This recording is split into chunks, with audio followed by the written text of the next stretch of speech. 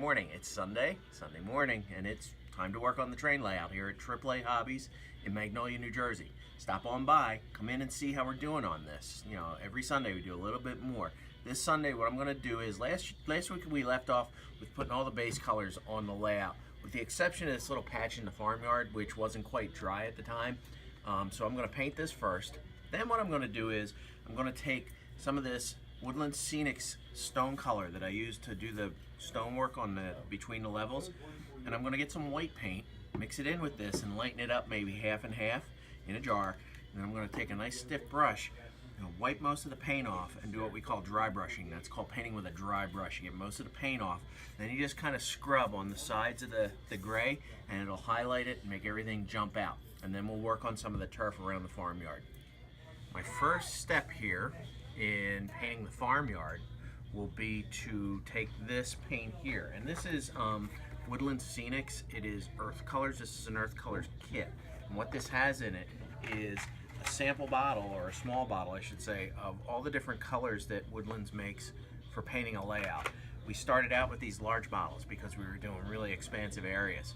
Now when I get down to these smaller patches and things, I'm going to take these smaller jars and use them. And what I'm going to do is, I'm going to take the burnt umber color, and I'm going to thin it down. I'm going to take one of these mixing jars, and I'm going to put some of this paint in here, and then I'm going to take some water, because it's an acrylic based paint, and I'm going to thin it down about half and half, maybe a little more, so it's almost very watery.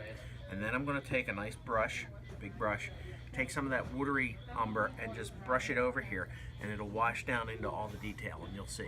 Now I've mixed up my umber and water, and I've gotten it really nice and thin here. You can see I usually mix it up and just draw it up on the side of the jar to see how thick or thin it is. And what I'm going to do is, I'm going to do just what I said. I'm going to wash this over this area here, and it should bring up all the recessed details. So I'm just going to start pushing it in. You can see it. See, it's flowing down into the detail.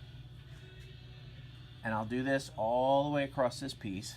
And then after it dries, I'll go back and show you dry brushing, which is where we bring up the highlight detail with dryer paint.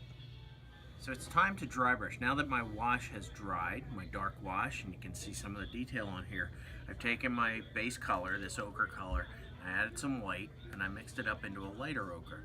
So I'm just going to dip my hard bristled square brush into it, do the same thing that I've done on some of these other areas, and I'm just going to take most of the paint off this brush, so it's a dry brush. Then I'm just going to drag it across the surface of this area, and as I do this, it picks up all the highlights, and the dark colors stay in the recesses, and it gives it a very three-dimensional effect. So I'm just going to scrub this all over this. I don't know if it's showing up on the video, but everything's just popping out at me now. I can see all the detail in the barnyard. So I'm just going to do this for a little bit, and then when that's done, we're going to put some turf on this area. So what we're going to do now is we're going to dry brush the gray areas on the sides of the layout. In other words, this is supposed to be, you know, rock outcropping, and we painted it last week with stone gray, which is a really dark color. And it's good to start with a dark color, because then what we'll do is we'll mix this gray with white, maybe half and half to lighten it up, and then we'll dip our brush in it. We won't thin it down because we want it thick. I may even let it dry a little bit. Put some on our brush, and we'll wipe the brush off till there's almost no paint on it, and then we'll just kind of brush or scrub across this area. I'm going to mix that up now, and I'll show you how it works. I've mixed my gray with white, and you can see I've got a lighter shade of gray here now. I'll put some on the brush. You can see the difference. And what I do is I put it on this stiff brush, and it's good to use a stiff, big, square brush for this. And I'll take a paper towel or towel, and I'm going to wipe off a lot of this paint. You can see I'm just going crazy here wiping it off. That's why it's called a dry brush, because you're going at it with a brush that's almost dry. So I've done that. I've taken some of the paint off. And what I'm going to do is come over here to my gray and just start scrubbing on it really gently. And I don't know if you can see that, but it's starting to bring out the detail. Is it?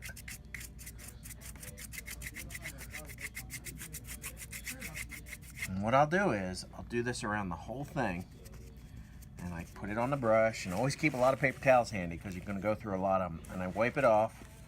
You can see I took a lot of the paint off. And I just keep scrubbing on this. You can see, you didn't see this detail before I started, but now all the little details jumping out at me. And I can do this as light as I'd like. In other words, I'll start with this color, and if I think it needs a little bit more, I can lighten up the gray and go over it again. So I'm gonna do this around the whole perimeter of this piece and the whole perimeter of this piece and get myself a nice color. I've done the top level here with my gray. You can see I'm almost out here. And you can see the difference between the top and the bottom. They look the same originally, and now that I've dry brushed this, like I say, I take my gray and I just scrub across it. You can see it bringing out all the highlight detail, and it looks like stone. I may even put a little lighter highlight on it after that dries. So now I'm gonna go down and do the bottom level as well. I've put my buildings back on the layout here just to get a feel for where my turf will go.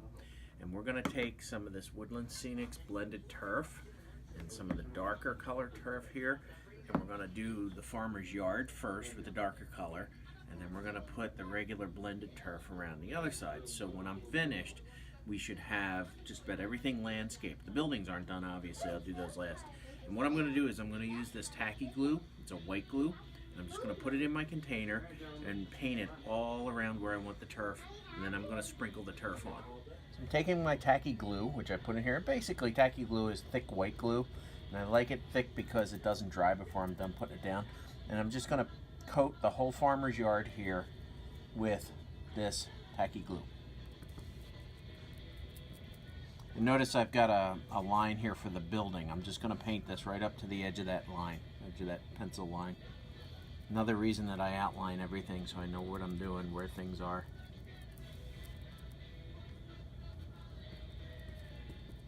So now the tacky glue's down, you can see it all in there in the yard, and we're gonna take the blended turf. There's two tops on this turf. You can open it and put a spoon in and grab some and shake it off, or you can use the little holes on the one side to shake it on. That's kind of what I do. So I'm just gonna take this and very carefully just drop this stuff down here.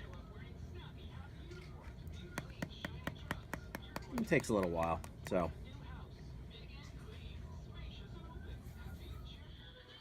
So now we have the turf down in the farmer's yard here.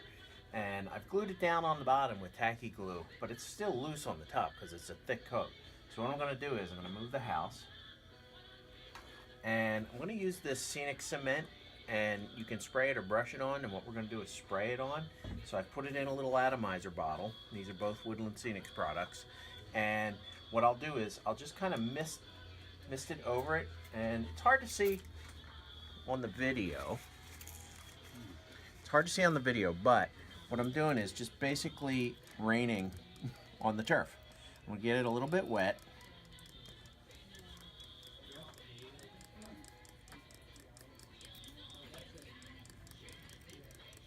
And you'll kind of get a feel. You'll see that it's saturated. And I'll let that dry, and it'll dry, and it'll look great.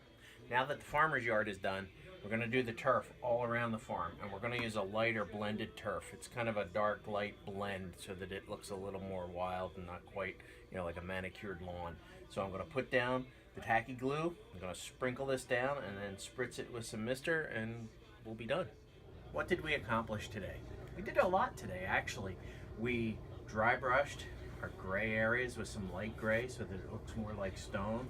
We went in and put a wash of brown into the barnyard and then dry brushed that. And then we went back and put our turfs down in multiple colors and sprayed that down. So this level's coming along really well. We have to paint the buildings and get those done, and then move to the next level to do the turf and the groundwork. So stay tuned, come back next week, next Sunday, and check out our progress at AAA Hobbies in Magnolia, New Jersey.